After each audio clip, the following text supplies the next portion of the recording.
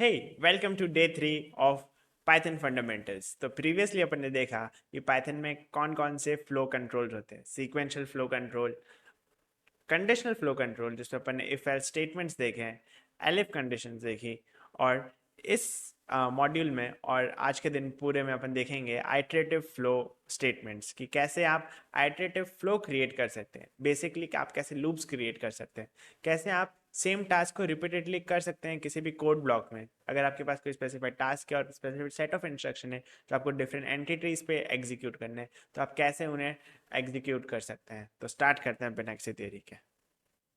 तो सबसे पहले जो अपन इस मॉड्यूल में देखने जा रहे हैं वो है फॉर लूप एंड रेंज।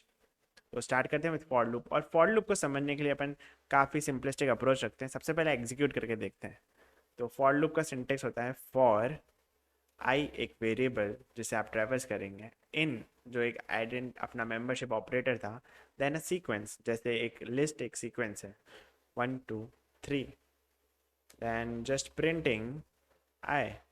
तो अपन ने जो अपना फॉर लूप था उसे एंड किया विद कॉलन, देन उसके कॉलन के बाद आपको बॉडी डालनी है विद इंडेंटेड लेवल। तो अपने दो स्पेस का इंडेंटेशन दिया और देन बॉडी में अपन एक प्रिंट स्टेटमेंट ऐड कर रहे हैं, इसमें सिंपली अपन आई निकल देते हैं।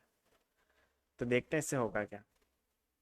उसमें एग्जैक्टली हुआ क्या, जो अपना आई वेरिएबल था उसने सीक्वेंस के एक एक एलिमेंट की वैल्यू ली। तो आई की वैल्यू सबसे पहले 1 थी, देन आई की वैल्यू 2 थी, देन आई की वैल्यू 3। देन वो ईच टाइम जब 1 2 3 थी तो वो कोड ब्लॉक के अंदर गई और वो एग्जीक्यूट हुई। और ईच टाइम सीक्वेंस पे जब आई की वैल्यू थी और वो जब एग्जीक्यूट हुई उसे बोलते सिंगल आइट्रेशन। तो आई फर्स्ट आइट्रेशन में आई की वैल्यू 1 प्रिंट हुई, सेकेंड आइट्रेशन में 2, देन थर्ड आइट्रेशन में 3। तो बेसिकली इसका फ़ायदा क्या है।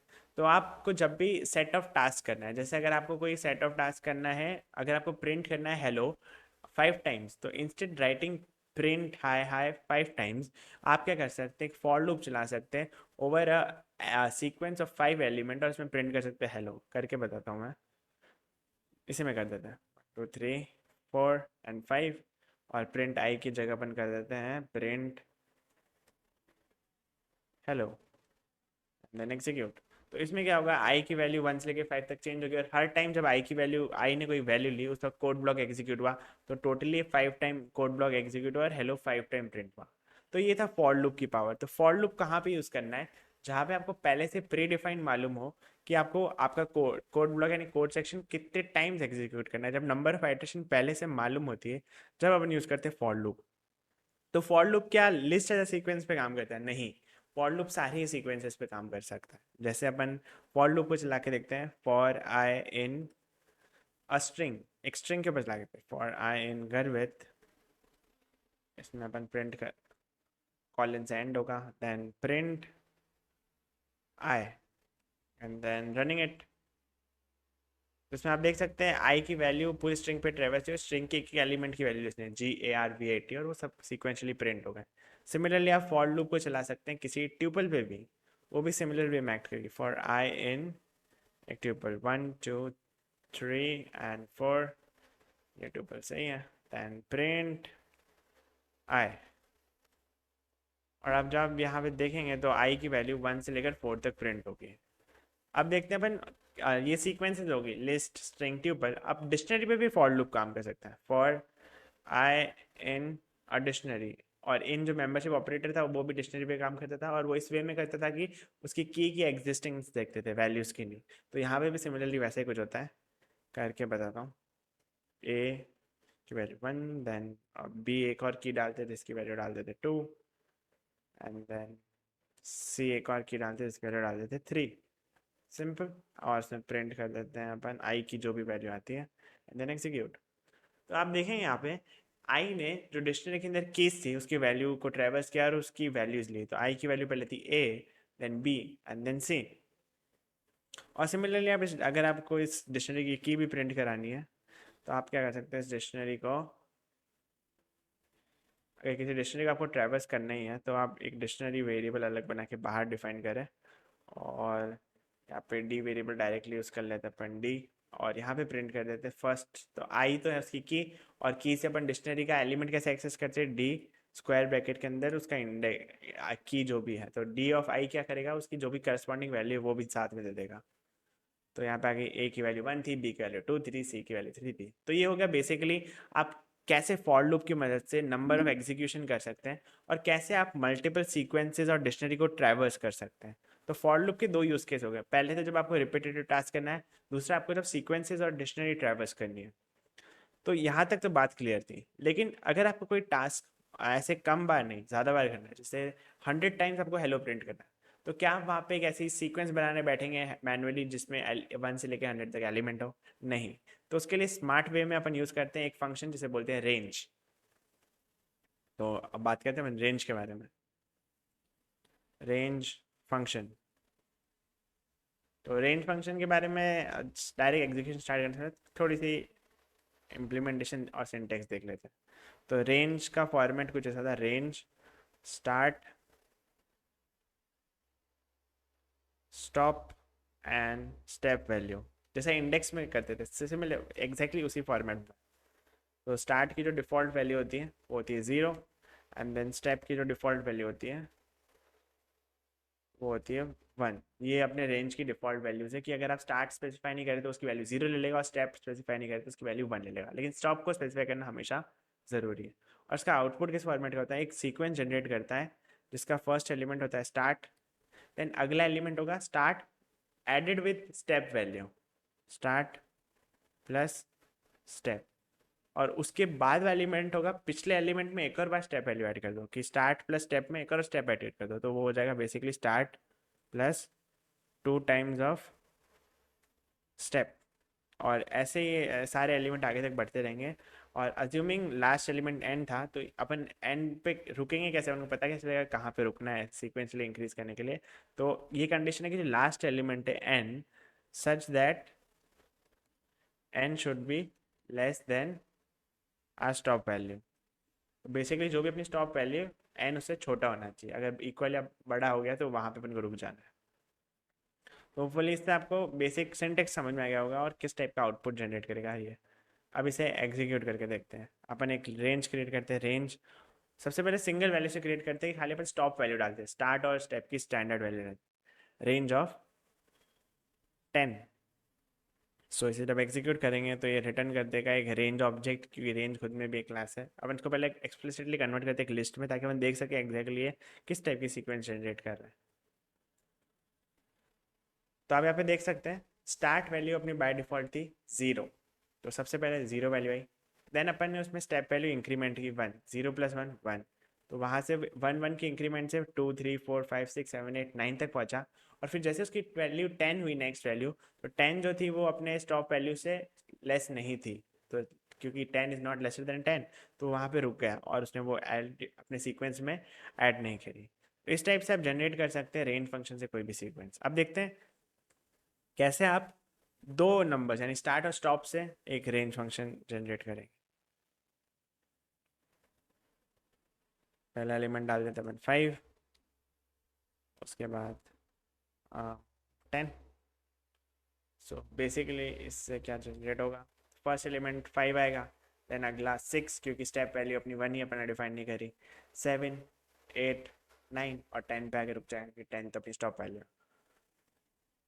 अब देखते हैं अपन कैसे तीन वैल्यू से, मतलब यानी स्टार्ट स्टॉप स्टेप तीनों को ही कन्फिगर करके अपन रेंज फंक्शन यूज़ कर सकते हैं। एक रेंज फंक्शन क्रिएट करते हैं, इसकी स्टार्ट वैल्यू 2, स्टॉप 20 पे करना है, और स्टेप वैल्यू कर देते 3।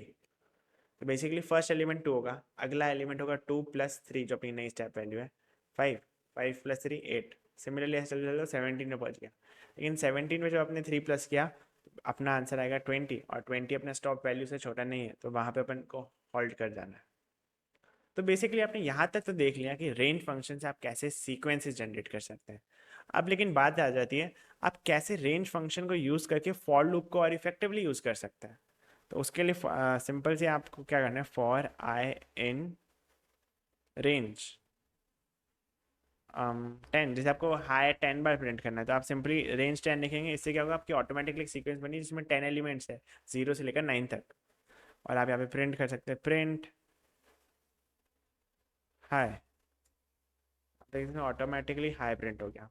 और भी इफेक्टिवली आप अगर आपको यूज़ करना है, for I in range 5 to 11 जिससे अपना 5 से लेकर 10 तक एक एरे बन जाएगी, जिसमें 1 1 की इंक्रीमेंट है, 5 6 7 8 9 10।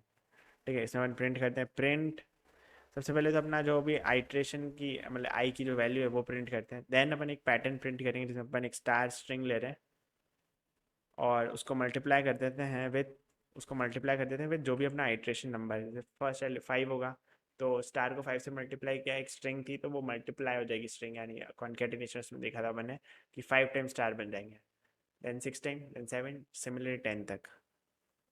10 तक ना करके इसको 9 तक ही कर देते हैं, 5 से 10 तक डाल देते हैं ताकि 5 से 9 तक। तो आप यहाँ पे देख सकते हैं जब आई की डिफरेंट डिफरेंट वैल्यूज, आई की वैल्यू चेंज हुई फ्रॉम 5 to 9 और उसके करस्पॉन्डिंग स्टार्स भी प्रिंट हो गए 5 से 9 तक। तो आपको यहाँ तक समझ में आ गया होगा कैसे अपन ने फॉर लूप यूज़ किया और रेंज के साथ उसे एग्जीक्यूट किया। ठीक है, अब यहाँ पे एक रियल वर्ल्ड एग्जांपल देखते हैं अपन कैसे रेंज और फॉर लूप से कुछ अच्छा सा कर सकते हैं। जैसे एक वेरिएबल अपन क्या करते हैं, यूजर से इनपुट लेते हैं एक नंबर और उस नंबर की टेबल प्रिंट कर देते हैं।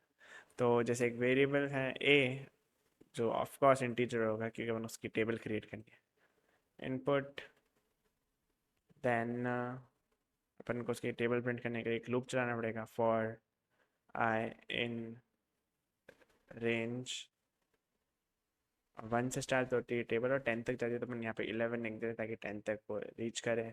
और प्रिंट करेंगे अपन सबसे पहले जिसकी टेबल है ए, देन मल्टीप्लाई का साइन, देन जो अपना इनिशियलाइजेशन वेरिएबल है, देन इक्वल टू का साइन, देन जो अपना ए इंटू आई की वैल्यू आती है, मतलब अगर 1 2 3 से 1 से लेकर 10 तक आई की वैल्यू चेंज हो रही है तो ए इंटू आई कितना होता है, ए इंटू 1 कितना, ए इंटू 2 कितना होता है, तो सिंपली मल्टीप्लाई करके लिखेंगे अपन ए इंटू आई।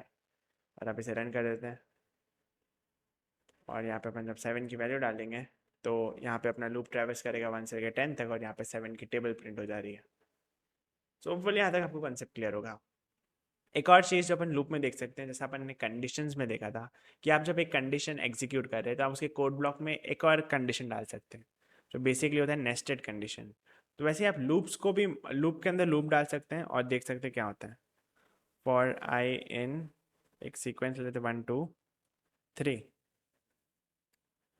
देन एक और सीक्वेंस लेते for j in a comma b, a comma b variables नहीं थे, स्ट्रिंग की तरह डालना पड़ेगा। कूल। तो अपन ने क्या किया है, फॉर एक लूप बनाया, उसके उसके इंडेंटेशन के उसके कोड ब्लॉक में एक और लूप डाला है। अब इस वाले लूप का कोड ब्लॉक भी पिछले इंडेंटेशन से सेम इंडेंटेशन लेवल पे होगा, तो मतलब पहले 2 था तो 2 और आगे हो जाएगा, टोटल इंडेंटेशन लेवल इसका 4 हो गया। प्रिंट आई कॉमा जे की वैल्यू प्रिंट कर देते हैं यहाँ पे अपन सिंपली और इसे रन करते हैं। तो बेसिकली अगर इसको अपन समझने की कोशिश करें तो सबसे पहले आउटर लूप रन, जिसमें आई की वैल्यू थी 1 वैल्यू लेके वो कोड ब्लॉक में आया। कोड ब्लॉक के अंदर एक और लूप था जिसमें जे की वैल्यू ट्रेवर्स करती ए बी से, तो जे की वैल्यू सबसे पहले ए थी तो प्रिंट हुआ 1 ए, देन प्रिंट हुआ 1 बी। ये अंदर वाला लूप खत्म हुआ, फिर वापस आउटर लूप में गया जिसमें आई की वैल्यू चेंज होकर 2 हुई, वापस अंदर वाला लूप में आया तो 2 की वैल्यू ए बी के साथ प्रिंट हुई, देन 3 पे गया, 3 की वैल्यू ए बी के साथ प्रिंट हुई। तो इसके साथ शायद आपको नेस्टेड लूप का कंसेप्ट क्लियर हो गया होगा। सो ये था फॉर लूप और रेंज के बारे में। एक बार क्विकली रिवाइज करते हैं एग्जैक्टली अपन ने इस पूरे मॉड्यूल में देखा क्या। सो अपन ने स्टार्ट किया बेसिकली आइटरेटिव फ्लो के साथ कि आप कैसे आइटरेटिवली टास्क कर सकते हैं और कैसे रिपीटेटिव टास्क आप कर सकते हैं जहाँ पे with for loop and range. तो हमने स्टार्ट किया था फॉर लूप के साथ। फॉर लूप बेसिकली होता क्या है, फॉर लूप से आप किसी भी सीक्वेंस के ऊपर एलिमेंट ट्रेवर्स करके उसे उसके ऊपर चीज़ें एग्जीक्यूट कर सकते हैं। और फॉर लूप के टू यूज़ केस हो गए, सबसे पहले तो किसी भी सीक्वेंस को ट्रेवर्स करना, दूसरा कोई रिपीटेटिव टास्क करना, एंड देन यहाँ पे है कि फॉर लूप आप किसी भी लिस्ट, स्ट्रिंग, ट्यूपल, डिक्शनरी किसी पे भी एग्जीक्यूट कर सकते हैं। और सिमिलरली फिर अपन ने देखा फॉर लूप यूज़ कर सकते हैं रेंज के साथ मोर इफेक्टिवली, जिससे आपको फॉर लूप का और ज़्यादा बेनिफिट होगा अगर आपने रेंज के साथ यूज़ किया तो, और एफिशिएंट वे में कोड कर सकते हैं। देन अपन ने देखा कि आप कैसे एक टेबल प्रिंट करा सकते हैं, बेसिकली अपन इम्प्लीमेंटेशन देखा कि फॉर लूप और रेंज को कैसे यूज़ करना है। देन भी अपन ने देखा कि कैसे नेस्टेड लूप्स क्रिएट कर सकते हैं। तो होपफुली इसके साथ आपका लूप्स का कंसेप्ट क्लियर होगा, सो बेसिकली फॉर लूप्स का और for loop basically iterative flow में जब यूज़ करते हैं जब अपन को पहले से मालूम है कि कितने नंबर ऑफ आइटरेशन अपन को करने हैं। तो मिलते हैं आपसे नेक्स्ट मॉड्यूल में जहाँ पे अपन देखेंगे व्हाइल लूप और कंट्रोल स्टेटमेंट जैसे break, continue and else. Thank you.